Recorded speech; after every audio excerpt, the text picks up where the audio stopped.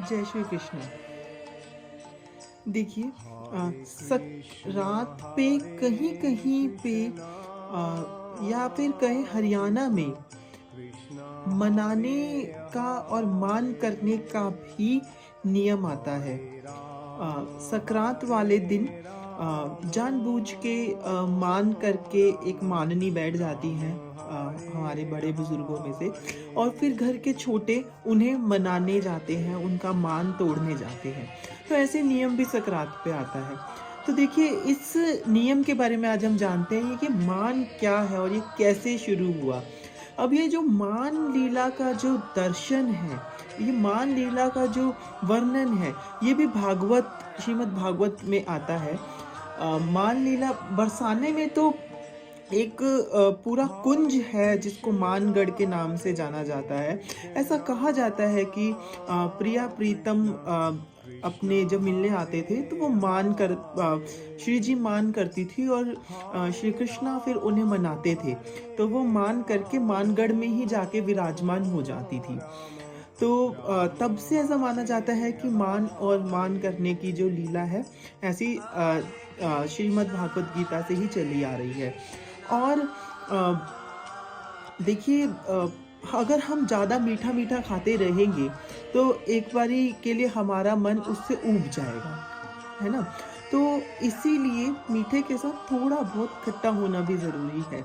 इसीलिए शायद सकरात पे ये मान लीला का नियम जो है वो उत्सव के रूप में मनाया जाता है।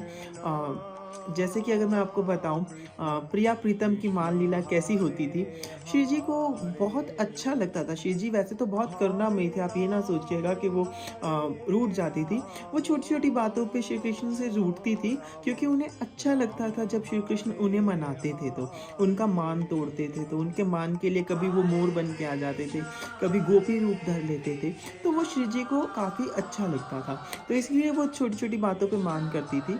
एक बार की बात है, श्री जी और कृष्णा निकुंज में बैठे थे, और श्री जी की नज़र जो श्री कृष्णा ने गले में माला पहनी थी उसके पेंडल पे पड़ी, और उस पेंडल में जो बिल्कुल जो प्रतिबिंब था वो श्री जी का ही था। मतलब कि उस पेंडल में श्री जी की ही तस्वीर थी, और श्री जी को ऐसा लगा कि न जाने इन्होंने कौन सी मेरी सोत की फोटो अपने पेंडल में लगाई हुई है, न जाने कौन सी सोत इन्होंने धारण की हुई है, और इतनी सी बात पे और वो मान करके उस कुंज से हट के दूसरे कुंज में जाके बैठ गई।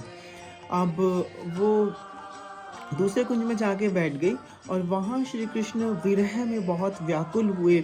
वो बहुत ज़्यादा राधा रानी को पुकारने लगे, और राधा रानी को कहने लगे कि हे प्रियाजू, मेरी बात सुनो, आप आओ वापस इस निकुंज में आओ।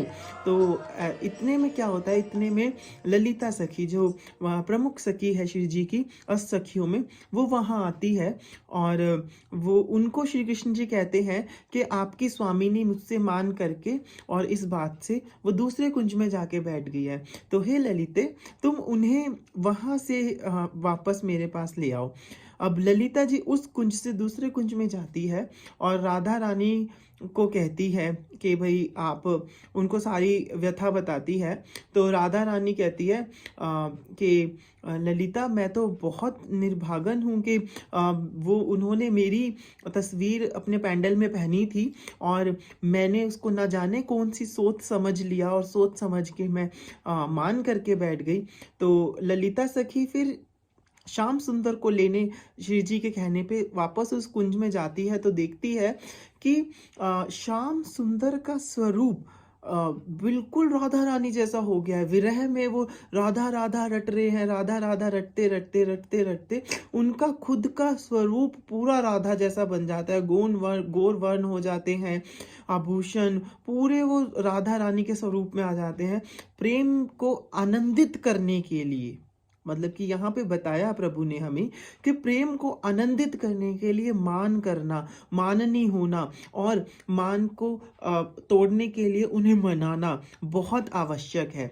तो ये प्रभु हमें सिखाते हैं। तो ललिता ने देखा कि श्याम सुंदर तो पूरे राधा रंग में रम गए हैं, राधा राधा रटते हुए, और अश्रु धारा बह रही है और वो बिल्कुल राधा रूप में हो गए हैं। तो ये बात बताने वो वापस से कुंज में जाती हैं राधा रानी को, और वो वहां जाके देखती हैं कि राधा रानी श्याम वर्ण में हो गई है, श्याम विरह में।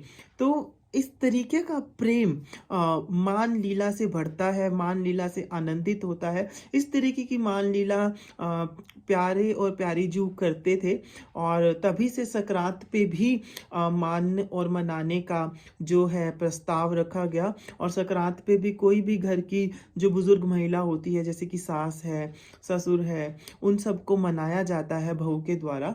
तो इस तरीके के नियम सकरात पे आते हैं।